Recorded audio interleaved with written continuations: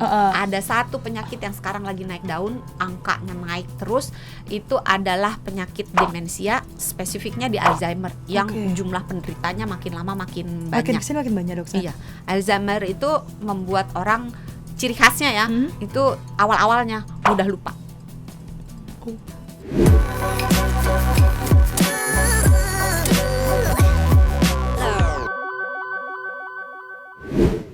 Sebenarnya kalau untuk pelupa ini bisa ada terapi ataupun hal-hal apa nih yang bisa di Orang pelupa gitu kan. Orang pelupa disembuhkan supaya ada jadi terapinya? pengingat.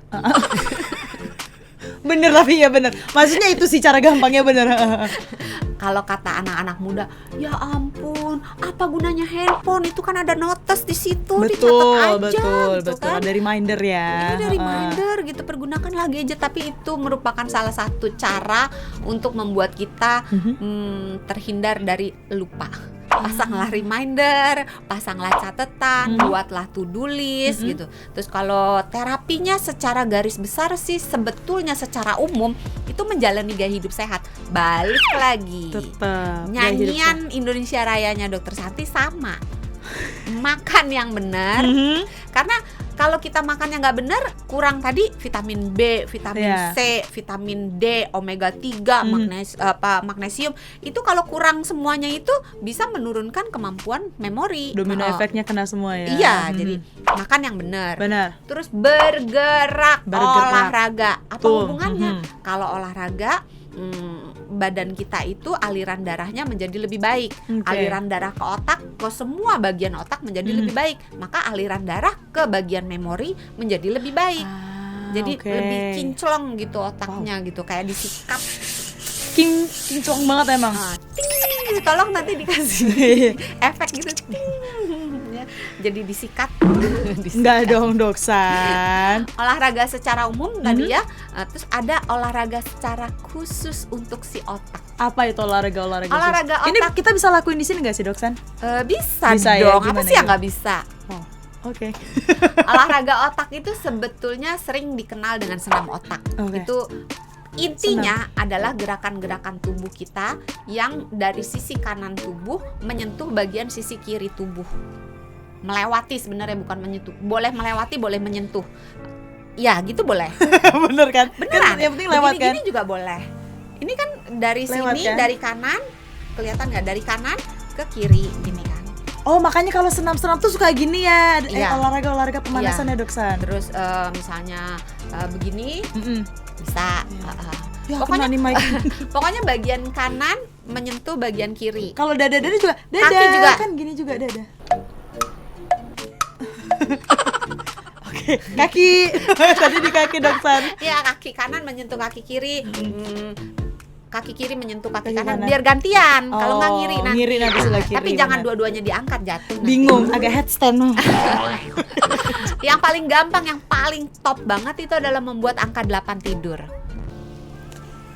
Jempol ke depan, digoyang. Wow. Asmara yang dahulu pernah membara. Tidak expect, sahabat Sonora. Saya tidak expect. Jempol ke depan. Ya digoyang. Membuat angka 8 tidur. Tumben pinter. Tadi waktu latihan salah. Salah memang. Nutrisinya udah tepat yang ini. Coba diulang tadi waktu latihan bagaimana? Tadi gini. Ini yang pertama, yang kedua gini. Iya. Yang pertama 8-nya minum kopi, jadi masih tegang. Terus yang kedua 8-nya itu terkapar. Karena udah capek banget dia terkapar tidurnya. Kan tidurnya bener. Tidurnya tegak gitu ya. Jadi coba ininya kiblatnya diperbaiki gitu, 8 tidur. Kan sahabat Sonora bikin latihan ini kalau lagi nganggur gitu bikin. Nanti ditanyain gak sih ngapain sih? 8. Diajarin Dokter Santi. 8 adalah angka yang bagus menurut Feng Shui karena tidak putus-putus. 8. Ya, jadi itu olahraga secara umum, olahraga otak, menjalankan gaya hidup yang sehat. Tadi cukup makan, cukup tidur, cukup olahraga, kelola stres, menghindari kebiasaan-kebiasaan buruk, ngebul, sebat. Anak-anak zaman sekarang namanya sebat. Ya, udut katanya apa sih? Kalau zaman dulu udut, kalau zaman beda sekarang sebat. Kelihatan beda generasi memang. Zaman depan sepat. Tadi udah, apalagi satu lagi ya, meningkatkan kemampuan konsentrasi. Bisa dilatih. Gimana tuh? Membaca tuh bisa nggak sih, Doksan? Lupa ya. Wow. Membaca bisa membantu membuat kita berkonsentrasi, dengan catatan membacanya itu jangan, ini lagi baca nih.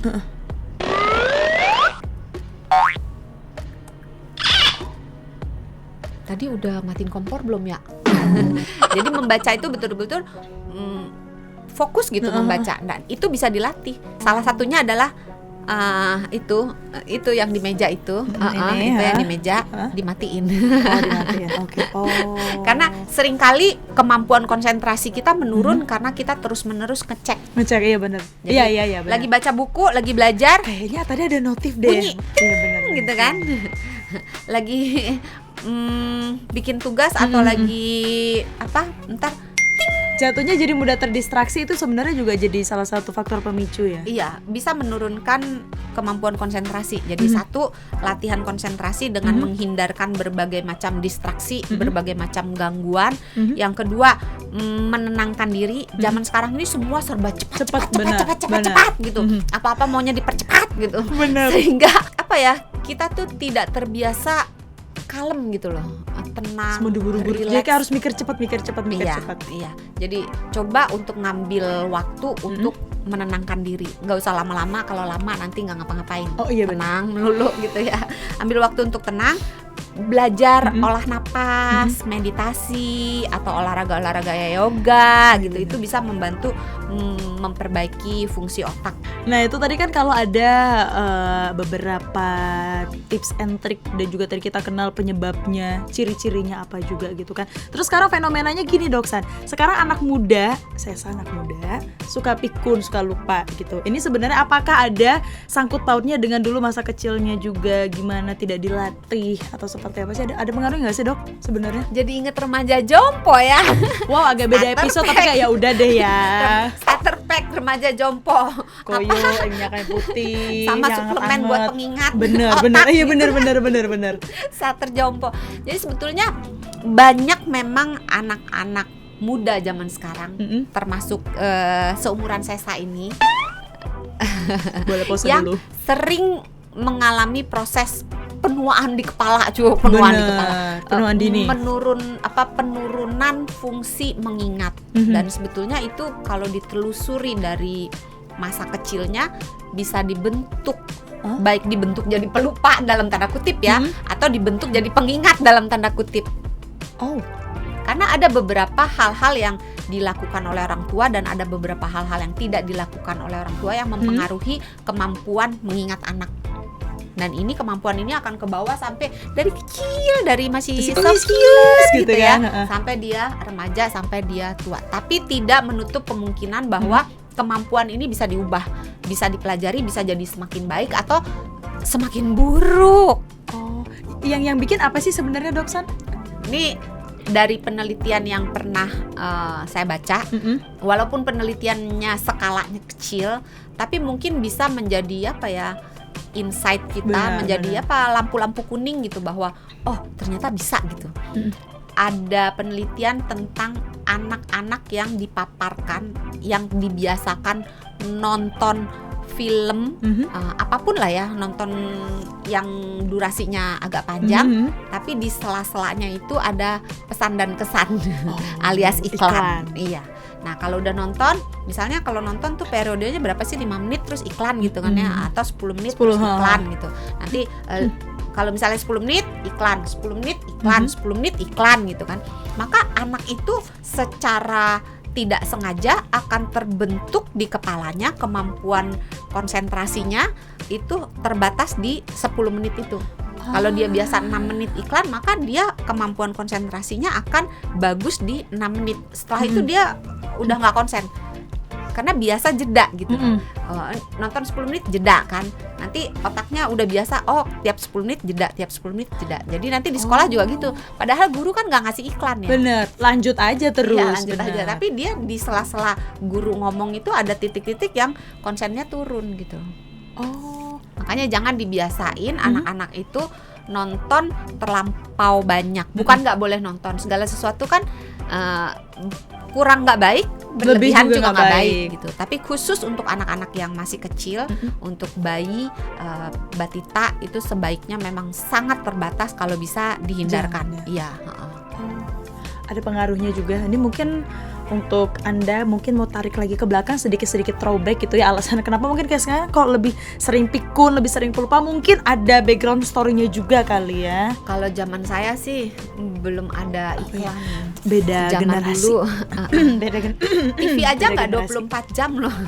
Sekarang Masih 24 hitam jam. putih gitu. Sekarang konsepnya adalah TV yang nemenin kita tidur. Oke, lanjut ya. Tapi Dokter Santi, terima kasih. Semoga tadi informasi seputar lupa, kenapa seseorang bisa lupa, ciri-cirinya, penyebabnya apa, kemudian tadi tips dan triknya juga apa sih yang sebenarnya bisa sahabat Sonora lakukan, sudah dijelaskan secara komprehensif oleh Dokter Santi. Jadi silakan untuk Anda sahabat Sonora langsung aja subscribe, boleh like juga, boleh share juga, dan pastinya juga boleh ditulis di kolom komentar kira-kira di episode selanjutnya kita mau bahas apa sih, apa yang lagi ada di unek-unek Anda yang pengen banget seputar kesehatannya dibahas di Kamu Sehat ya.